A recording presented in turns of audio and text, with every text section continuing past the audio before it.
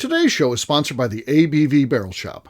The ABV Barrel Shop is located in the St. Louis metro community of Arnold, Missouri. The ABV Barrel Shop is focused on one thing, single barrels. Best of all, you can try before you buy. Head over to abvbarrelshop.com to sign up for their email and text distribution so you know what they have in stock, what classes are coming up, and who from the industry may be coming in to visit. The ABV Barrel Shop. It's where single barrels live. We are also sponsored by the Bar to Go. The Bar to Go offers traveling minibars that are no bigger than a small purse or toiletry bag. Best of all, they are fully customizable so you can create the perfect piece that is unique for you. If you own your own business, what a fun and unique way to promote what you do. Check them out online at thebar2go.com. That is the number 2 in the Bar to Go. If you have wholesale questions, call my friend Isabel Clark at 504-481-1297. Finally, we are sponsored by the Neely Family Distillery. NFD is a family-owned business that keeps ringing up awards in the spirits world. Head to Sparta, Kentucky to experience the family history, award-winning spirits, and meet the Neely family. Check them out online at neelyfamilydistillery.com. Now, on to the show. Let's drink!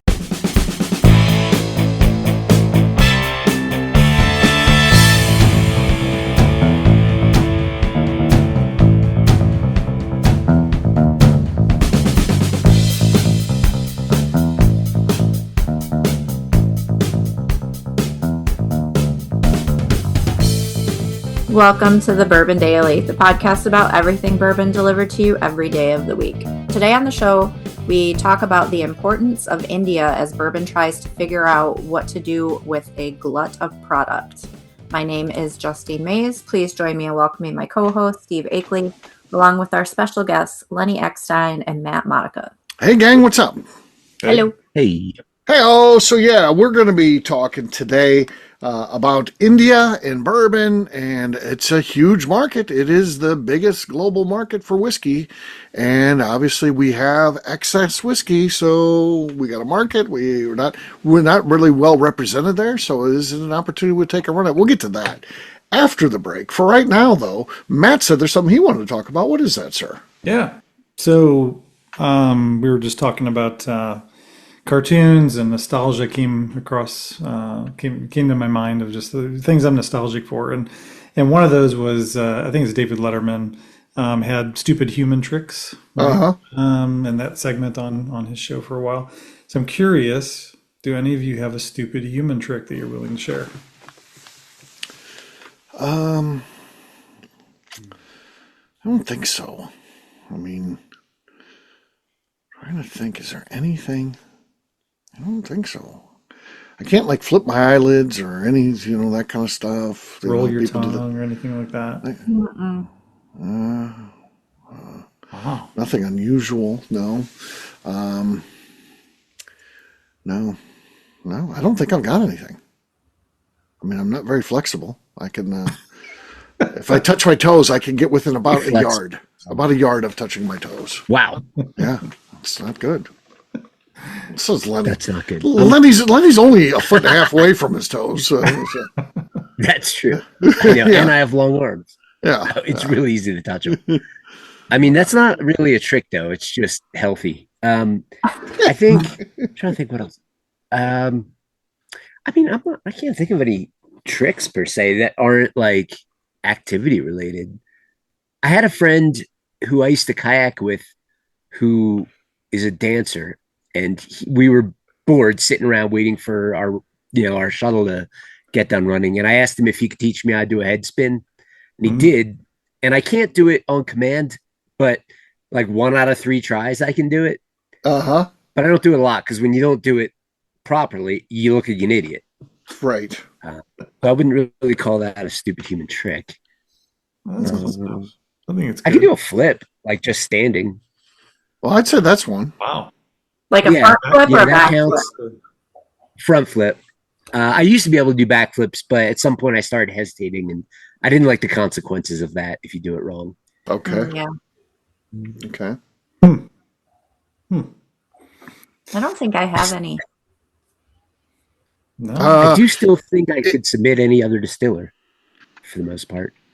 I will say, Justine, like when she's in the shop and bending down for like the bottom shelf or something, her knees crack like something that is just freaking insane. I mean, it sounds like there's an injury there. I mean, I'm ready to dial 911. She's like, no, it's fine. They do that. My toes do that too. Like when maybe not so much now as when I was younger. It drove my mom nuts. I was not allowed to not wear shoes in the house because my mom hated it when I walked. My toes cracked. Wow. So that's as close as she gets. So, yeah. Well, I used to, so I don't think I can do it anymore. I tried to do it before, but I used to be able to blow air out of my oh God, his ass out of my tear ducts. Wow, really? I didn't know that was possible. Yeah, so it's really strange. Like I would hold my nose and just kind of create pressure. So- like you could hear my ear duct or my tear ducts whistle. Like it was like So would you ever do it with a cigarette so people could actually visually see the air going out? no, I didn't do that with cigarettes, but Okay. that would have been impressive actually. How do we know then? You might just be making this up. Look, No, I'm gonna do it right now. Just Look. thinking about it. Here, I'm doing it. No, but You can hear the you air. can hear it. You can hear it clearly. Like you've got Here, I'm doing it now. Oh yeah. I heard it. Yeah. No. Seems made up. But Seems yeah. Supposedly the reason my mom told me at least was that I did have tear duct surgery when I was a kid. Okay. They actually opened them up, made them bigger in some way, and so my assumption is they're just too big. But Too I don't big. know. Okay. So you had a problem with the tear ducts getting You weren't clogged crying or enough whatever. as a kid. Yeah. Yeah. So It when wasn't you crying enough. cry, is it like Oh, it's like the waterfalls? It's like Niagara Falls when he cries. It is. Yeah. Niagara Falls. Yeah, no, not that I can tell. I mean, I've seen other people that can do the same thing with like milk, like coming up through their eye duct, their tear ducts. And, That's gross. yeah, because like it's all that's all sort of. It's all connected. Like, Matt, you should do it with bourbon. Oh God, yeah. Let's see a little bourbon. that sounds like it'd feel good. Yeah. Interesting. So there you go. There's our stupid human tricks. Not any good ones in the group, I'll say that. So nothing. I think Lenny wins. I think the flip would be the most impressive. Like if we had to do it, Matt couldn't even do his. I have nothing to add.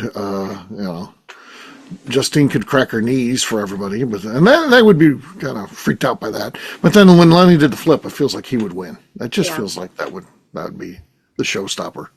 So Lenny, I think you win this. So on that note, guess what, gang? It's time to drink. What is everyone drinking? We'll start with Lenny, our champion of the stupid human tricks. My whiff of a cork pop last time, which wasn't actual because it was loud on my end. I want to redeem myself. So while I don't go to my own product too often, especially twice in a row, I'm gonna do it this time so I could win properly. This is a newly released Deer Hammer. There we go. Rodeo Barrel Bourbon. It's actually a high rye bourbon that I made that's finished in Sauterne. Okay. Very small. Just a little boop. It was cute. It was I'm gonna cute adjust my audio settings. All right. So that's it. Justine's ready. Yeah, we did hear it. We heard it. It was cute. It was audible. Yeah. I have Bardstown Bourbon Company, their rye. Okay. That was solid. I would say that's just like the perfect average cork pop. It wasn't, a standout, but this could be enough to win, and we'll see what happens. I'll go next. I've got Buzzard's Roost here. This is a single barrel from the Barrel Shop, so let's see what we got. I opened this the other day on a show, so hopefully it's got some life here. No, not really. Justine has the lead, but Matt has yet to go. Matt, what do you got? Is that the one that tastes like Fruit Loops? Yes, yeah, it is. I have that one. It is very good. Very, very good. I have some pretty old Dancing Goat distillery going back to Dancing Goat high rye bourbon, Stillman's private stock. Okay. Actually has a little bit of char that's sitting in the bottom of it, so pretty cool. All right. Cork broke. Cork broke. Hold on. Or not. And no. Oh, well, no, he got it out of there, but yeah, not a lot. So cheers to Justine. Cheers. All right.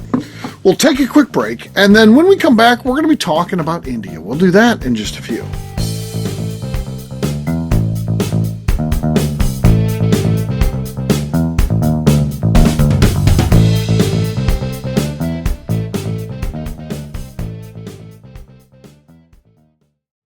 Okay, let's talk about the people that make these shows happen. First up is the Stave and Thief Society. Via their in-person class at Moonshine University in Louisville, Kentucky, the Stave and Thief Society is the place where you, a bourbon enthusiast, can expand your knowledge and emerge an executive bourbon steward. In 2017, I completed my executive bourbon steward certification. It's the most comprehensive bourbon certification available and connects you with an expansive network of bourbon enthusiasts and professionals. Check out the full listing of in-person and online certifications and join the society today by enrolling at staveandthief.com. Speaking of executive bourbon steward certification, the ABV Barrel Shop in St. Louis, Missouri has developed a unique partnership with the Stave and Thief Society to offer a preparatory class to assist you in getting your executive bourbon steward certification. This prep class costs only $25 and is available to take live or online via Zoom. Graduates of our class receive a coupon code good for 15% off your executive bourbon steward certification held in Louisville, Kentucky. This saves you almost $90. Additionally, you can collaborate with fellow attendees to split travel costs when you go to Louisville. If you're interested in signing up for the class, simply head over to abvbarrelshop.com and check out the classes and events page. Last but not least, we are sponsored by Neely Family Distillery. Royce Neely is the 11th generation distiller in one of America's oldest distilling families. A visit to Neely Family Distillery takes you through family history, where you can see all the artifacts and newspaper clippings through the years from this family that started distilling in America after James Neely arrived from Northern Ireland in 1740. Today, Royce Neely and his team are crafting some of the best spirits in America. Their bourbon and absinthe offerings keep winning top honors in spirits competitions. Recently, their absinthe made history as the first platinum winner in the absinthe category at the San Francisco Spirits Competition. Neely Family Distillery is definitely a bucket list destination if you are a bourbon fan. Learn more about their spirit offerings, visiting their facility, and the awards they have collected over at NeelyFamilyDistillery.com. And now, back to the show.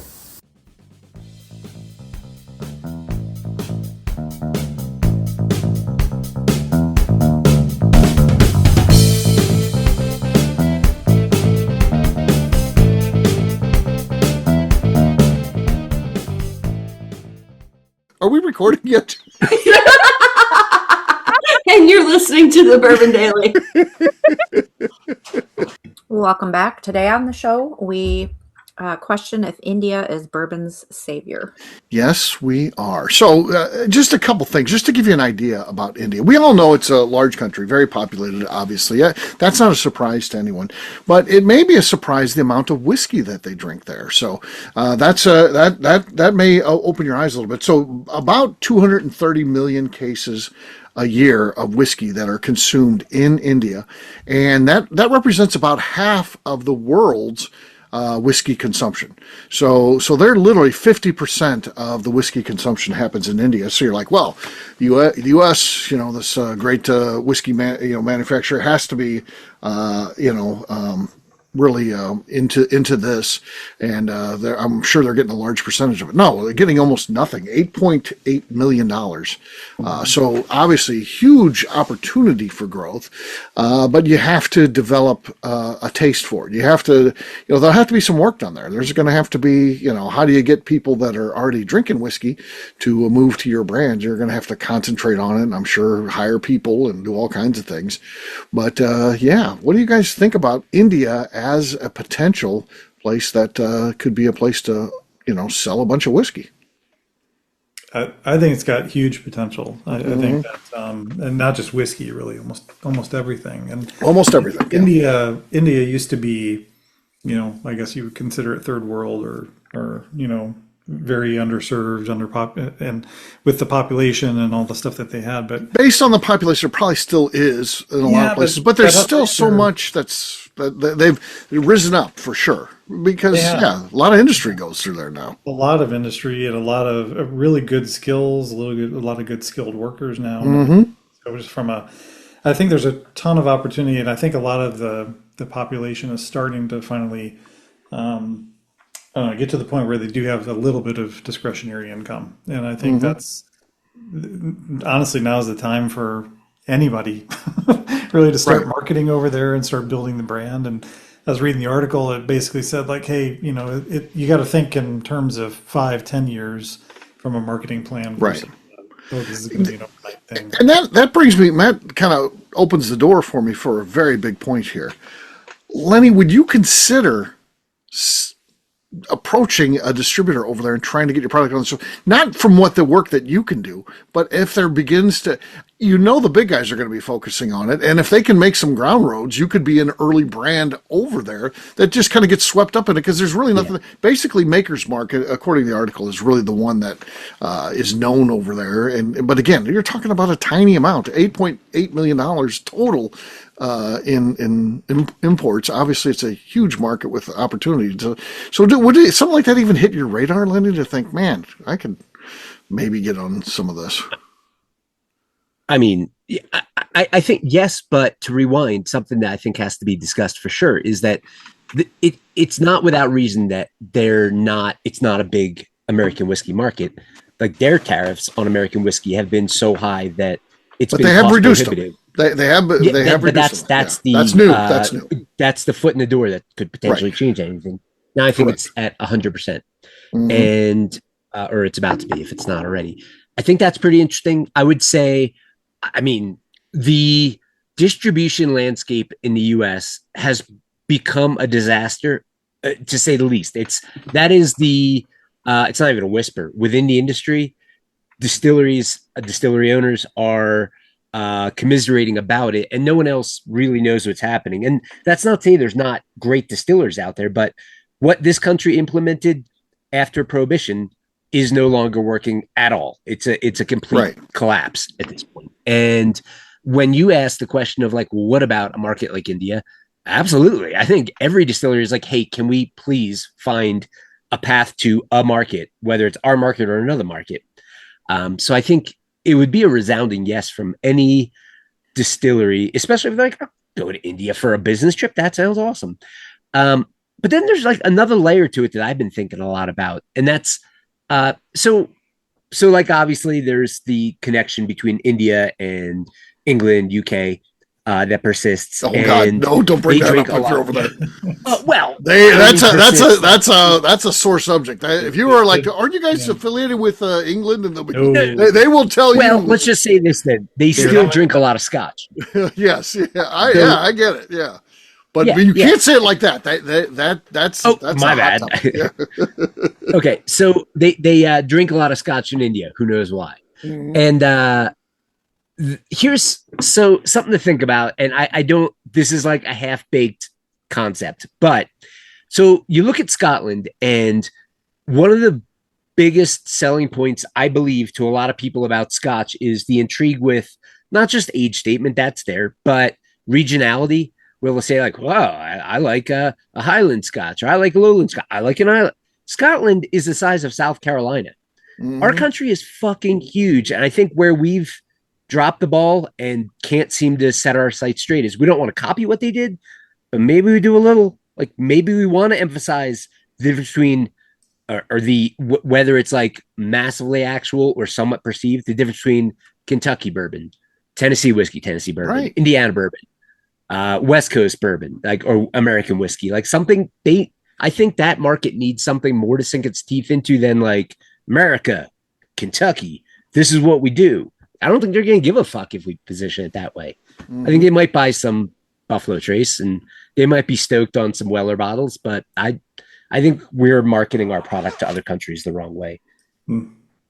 Yeah, well, you're not wrong. Obviously, there's a lot going wrong with India because nothing's really happening there. And despite the fact that 50% of all whiskey consumed is consumed in one country, and we're getting just a table scrap of it. So, yeah. I mean, but even India talks about regionality massively. Like their brag is about their whiskey. Like, now this whiskey came from the mountainous region, and that's why it's so different. I mean, not to be a downer, but in this country, like, we just kind of look at other regions and we're like, they're trying. Right. And I don't think that serves us well. Well, and some of it goes back to the distilleries themselves. I mean, you look at in Scotland, grains are not a commodity there. Grains are what define them. And for the most part, in American whiskey, it's yellow dent number 2. Everyone uses the same thing, and they're trying to get their whiskey to taste basically the same way. You go over to Scotland, and they'll be like, well, this is actually the fall harvest of this grain. So we got the fall and the spring. They don't do anything like that in the U.S. If they do, it's on a micro level. I think that's bullshit, though. Like it's awesome bullshit. I eat it up, but it's not real. It's a story. Like, well, stories sell. Yeah, I totally agree. We need better stories, is what I'm saying. The same thing, like when they celebrate that barley was harvested one hill a mile away from the other, and they're like, how amazing is this? And people are like, that is amazing. Steve, to the point of what you just said, we're just like, well, we all just use yellow dent number 2 corn. It all tastes the same. It's all good. Right. I don't think the rest of the world, maybe I'm wrong. What do I know? But I just think people need more story and more intrigue than just. But it feels like there's opportunities for. Because we know the big guys are going to concentrate on this, and we know eventually they're going to make some inroads. But we also know as you develop consumers, they like to explore a little bit, right? So the early adopters of the smaller brands are going to get some play, and it's an opportunity to get in and get some play, with a market that has unlimited potential, basically. It's definitely not an overcrowded market. No one can be like, well, India, it's kind of been there, done that. No, it's free. I mean, it's wide open. Well, like I agree, but when we talk about small brands, like my own, I'm not going to be making any waves, but there's also some relatively small brands that have much larger ownership. And I think those are the ones, like Proximo owns Stranahan's, and I forgot who owns Westland, like, I don't know, maybe Pernod Ricard or whoever. Right. I think they're the ones that should be pushing hard, not just the heritage brands, but the ones that are in other regions. Cause I just think we will miss the boat on what the rest of the world cares about. I think we're too focused on commonality. Mm-hmm. Yeah. Yeah. I think if there's a way to replicate, I think about the barrel shop, Steve, and kind of what you guys have done with the single barrel concept, and then also just the uniqueness of it and the stories and the uniqueness of everything.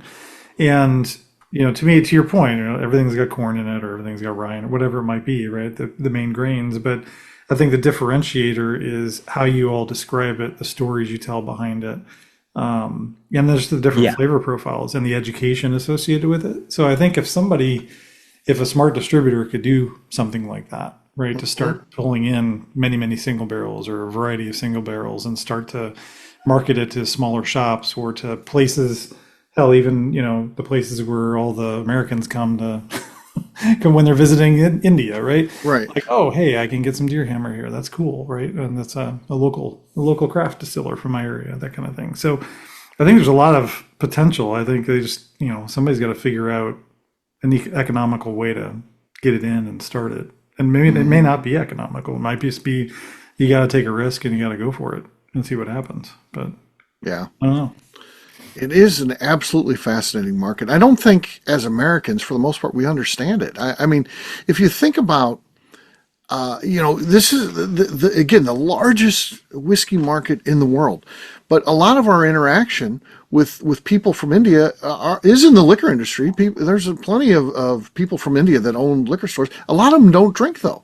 So we get this, I think in America, we get this view of, that's probably happened to why we're not anywhere in India, because I think that there's this knowledge, well, if you're from India, you don't drink. It's a religious thing. They don't drink, which is clearly not true. I mean, so I think there has to be some education about the market itself because I think there's just a general misunderstanding about India and what the market is really. So, yeah. I mean, it is interesting though, like, to the point of, the tariff that they had on American whiskey being kind of brought down a lot. Mm-hmm. The door's open. We'll see. The discussion's been there for years. It's just kind of been stiff armed by that. So it will be fascinating to see how it develops. Yeah. But really from 150% to 100%, like, is that really a lot. Like, it doesn't in my head sound like a lot, but I'm assuming it must be a lot lower.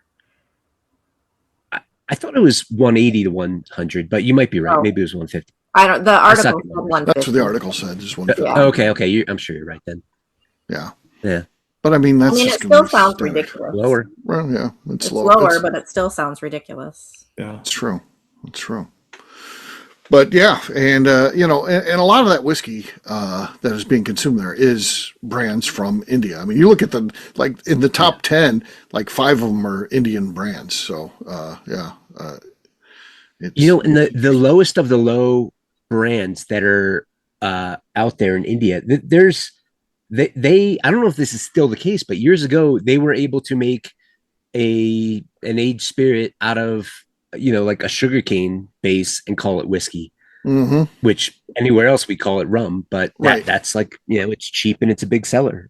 Yeah. Maybe I don't know if they need to clean up their own governmental regulations on it, but there's definitely the potential. It's a fascinating market for sure. That's the bottom line. Is it's fascinating. We'll see what happens, and it's. I know that there's going to be brands that are going to be targeting it and trying to grow it, and we'll see if they make any inroads for sure. Somebody who's talked about a lot is Kartik, who owns Rye 3. He's from India, of course, and he talks about what are his opportunities, and he thinks, do I build a distillery in the U.S. and then I export into India, because I have family there, and I can be an Indian native son selling whiskey from America there. Does he do that approach, or does he invest in India and have them make whiskey, and then he imports that over here and then keeps Rye 3 in the U.S. and then imports that back over there? I mean, he's looking at that stuff. So that's awesome. Again, fascinating, and I'm sure you just want to make the right move, whatever that is. I don't know the answer for him, but I wish him good luck. He's a great guy for sure. All right, we'll wrap this one up as we always do by talking about where people can find us. Matt, we'll start with you. Where can people find you? You can find me on LinkedIn, Matt Monica. All right, Lenny. You can find me and the rest of Deer Hammer on social media at Deer Hammer, on the web at deerhammer.com, and you can come visit us in beautiful Buena Vista, Colorado. All right, Justine. You can find me on Instagram at JA_Maze. All right, for me, I've been easy to find at Steve Akeley across all social media. ABVnetwork.com is where we put our content, and ABVBarrelShop.com is what's going on at the Barrel Shop. Check out all those, as well as Bourbon Sasquatch on YouTube. Anything else to say before we get out of here, Justine? I would just like to remind the audience to please give us a 5-star review that includes comments. It helps new people find the show, which is very important to us. Also, if you like what we're doing, please visit our Patreon page at patreon.com/the Network. Great job today, gang. For audience, we'll have a brand new show for you tomorrow. Looking forward to that. Until then, take care, everybody. See ya. Bye. Bye. See you guys.